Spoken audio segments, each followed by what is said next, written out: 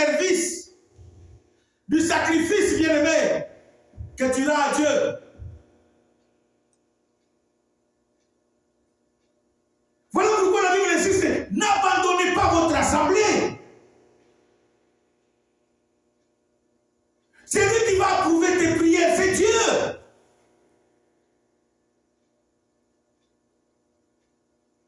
Voilà pourquoi la Bible dit, ce peuple m'honore seulement des lèvres, mais leur cœur est quoi? Éloigné de moi. Ce n'est pas de beaucoup de Français, bien-aimés, c'est l'attitude de ton cœur que Dieu cherche. L'état de ton cœur que Dieu cherche.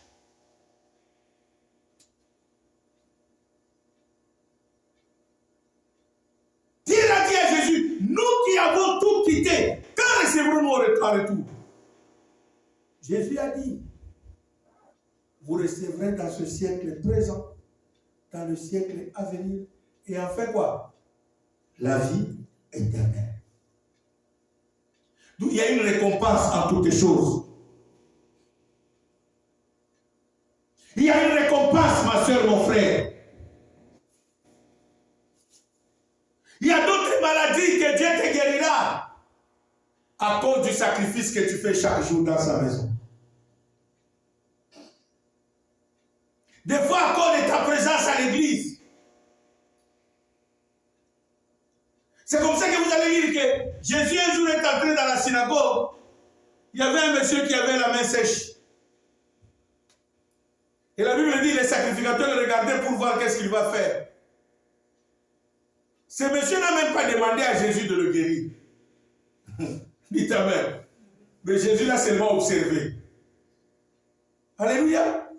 Jésus là quoi? Il a regardé son assiduité à l'église. Pour qu'il ait la première place retrouvée devant Jésus, c'était quoi? Son assiduité. C'était là qu'il s'asseyait chaque jour. Et ne savait pas quel jour Dieu va voir. Le visiter. Et ce jour-là, c'était son jour. Jésus le voyant, Jésus connaissant déjà l'idée des pharisiens, il pose la question aux pharisiens. Est-ce qu'un jour de savoir comme celui-ci peut-on faire du bien à quelqu'un? Ils ont commencé à chercher à échapper à la question de Jésus. C'est comme ça que Jésus a dit au monsieur qui était là, étends quoi? Ta main. Et il fit quoi? Guérir. Comme pour les pharisiens, c'était comme un piège. Ils ont commencé à crier. Oh, vous avez beaucoup de jours en semaine. Venez en semaine pour que ce n'est pas dimanche. Le problème, c'était quoi? Ce monsieur était à sa place, son assiduité au temple. Bien, mais quand nous nous encourageons de venir au culte, c'est parce que nous savons qu'il y a d'autres miracles, il y a d'autres choses. Tu les recevras que par ta présence à l'église. Parce que la personne qui va apprécier, ce n'est pas un humain qui va apprécier. C'est Dieu qui va évaluer. Quel est le jour qu'il a décidé pour te guérir? Personne ne sait. Ni toi, ni moi, personne ne sait. Alléluia. Personne ne sait. Ni toi, ni moi.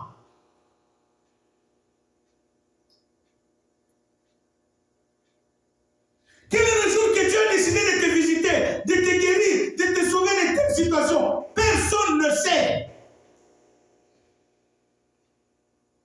Seul Dieu lui-même.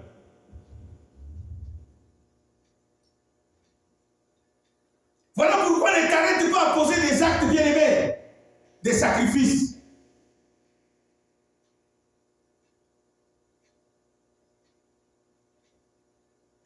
N'arrête pas bien-aimé. Que la température ne t'arrête pas à servir Dieu. Que le climat ne t'arrête pas à chercher Dieu.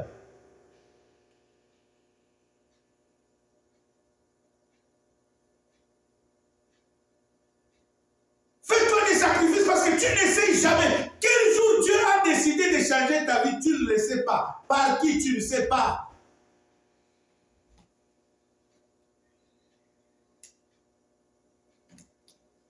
J'ai toujours donné ce témoignage pour terminer, bien aimé.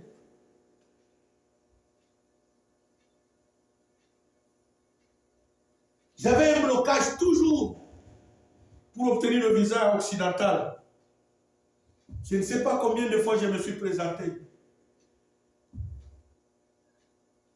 Mais ce jour-là, je revenais d'Afrique du Sud. J'arrive à Kinshasa. Je suis passé à la résidence du couple Olangi. Maman Olangi me dit, Papa Kabea, nous avons prié, papa et moi. Dieu ne nous a pas convaincus de prêcher aujourd'hui. C'est toi qui vas prêcher. Alléluia. Amen. Je pouvais dire que je suis quoi? Fatigué parce que je viens moi. Du voyage d'Afrique du Sud, c'est un vol de 4 heures quelques. C'était un vol direct. J'étais à l'aéroport, je me suis levé à 2 heures du matin.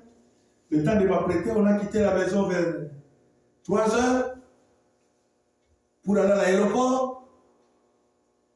Et c'est quitté Alberton vers Johannesburg aéroport, c'est très loin. Plus d'1 heure de route.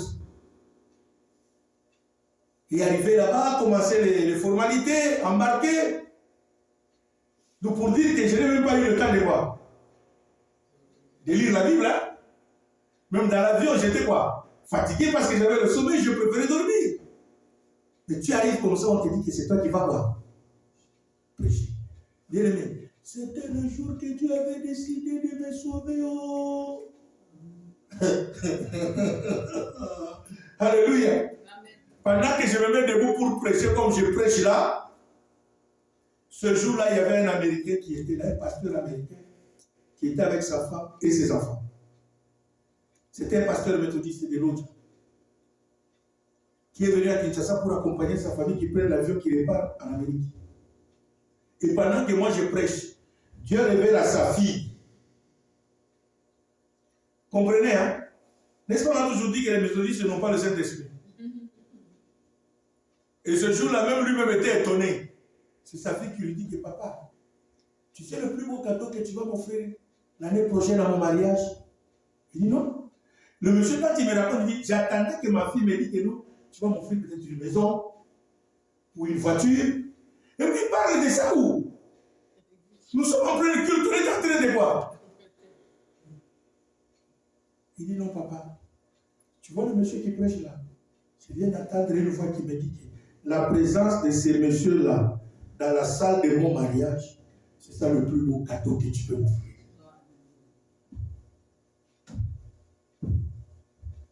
Alléluia. Amen.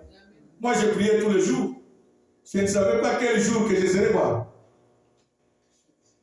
Vous savez, le même soir, on l'a reçu à la résidence du couple, nous étions avec lui à table. Il me regarde comme ça, il me dit, Pasteur Kabea, comment ça va? Félicitations pour le message. Il dit, merci beaucoup, pasteur. Il dit, as-tu déjà été aux États-Unis? Écoutez-moi. Écoutez ma réponse. Est-ce que je parle à quelqu'un ce soir? Parce que des fois, quand ton problème dépasse l'intelligence de l'homme, tu commences à te comporter en fonction de ton blocage. J'ai répondu au monsieur, s'il vous plaît, la porte des États-Unis m'est hermétiquement fermée. Et maman l'a dit de lui poser la question, Pasteur Paul, pourquoi cette question? Il dit non maman, tu sais que pendant que le pasteur Kabea était en train de prêcher, Dieu s'est révélé à ma fille. Alléluia. Dieu s'est révélé à moi. Et il lui a dit que le plus beau cadeau que je peux offrir à ma fille au mariage, c'est Kabea dans la salle du mariage.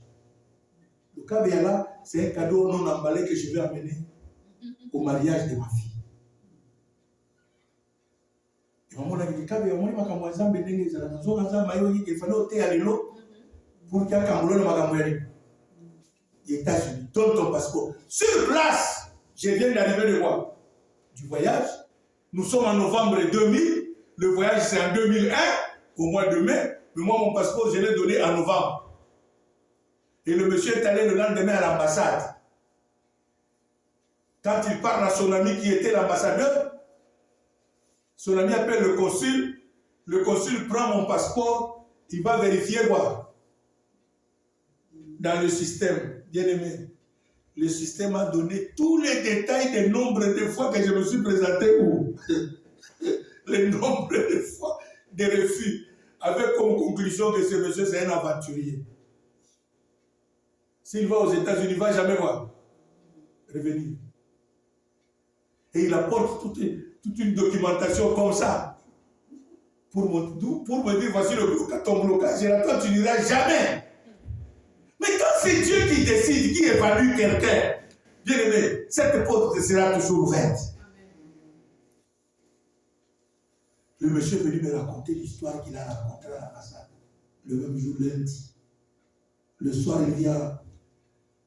On m'appelle, j'arrive là, il dit, Kabea, il faut beaucoup prier.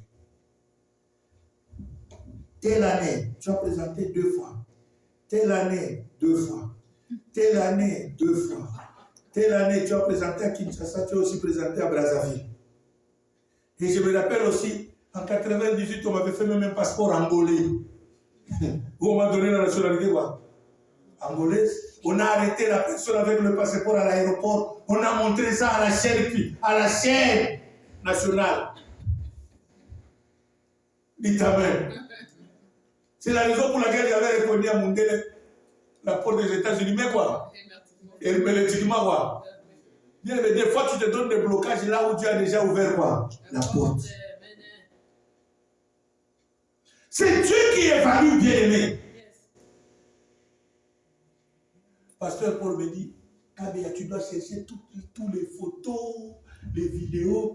J'ai préparé des ordres d'émission de voyage, des albums de photos. Maman, la voiture était pleine, que j'amenais comme preuve pour ce jour aller dire. Parce que lui, il a dit au consul que ce garçon-là, je le connais depuis longtemps, il sert toujours Dieu. Il n'a jamais été trempé dans la politique, comme vous dites.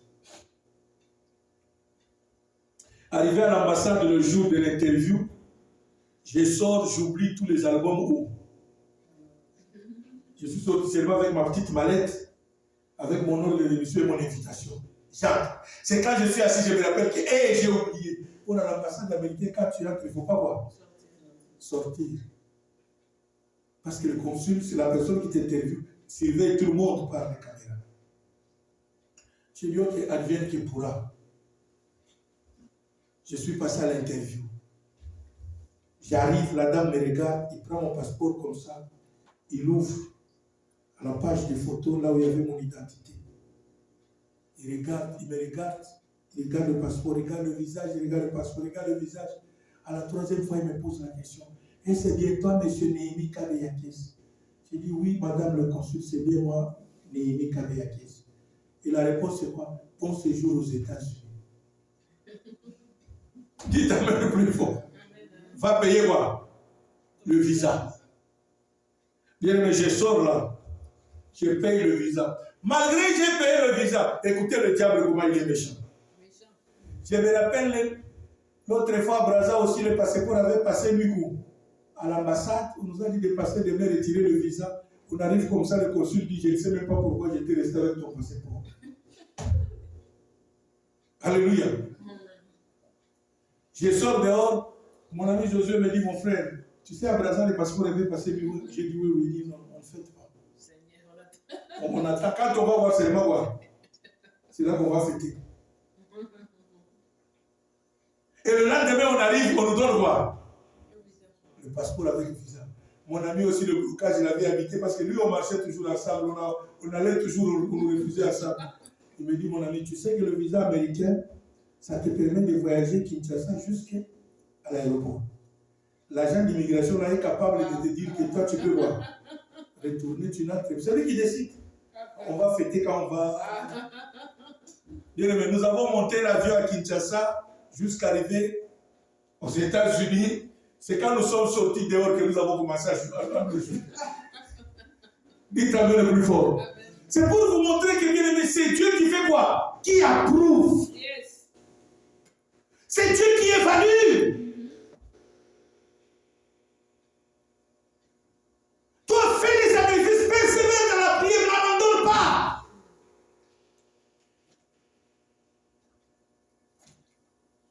Ne te décourage pas, persévère.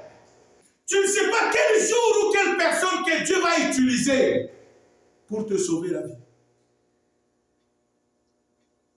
Voilà comment la porte des États-Unis m'est ouverte. Et depuis ces jours-là, c'était devenu, Tu rentres aujourd'hui, demain tu vas à l'ambassade, le même ambassade qui te refusait quoi? Le visa. Quand tu entres, on te donne le visa encore.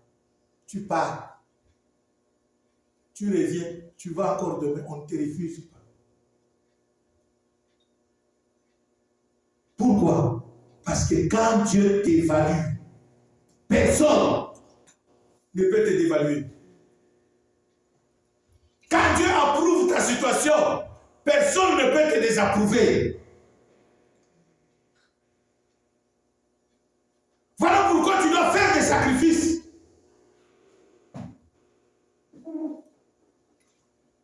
Voilà pourquoi tu dois t'engager, ma soeur, mon frère. Il n'y a que Dieu qui peut t'évaluer. Que Dieu bénisse sa parole. Comme il a évalué Corneille, il n'y a que lui qui peut t'évaluer.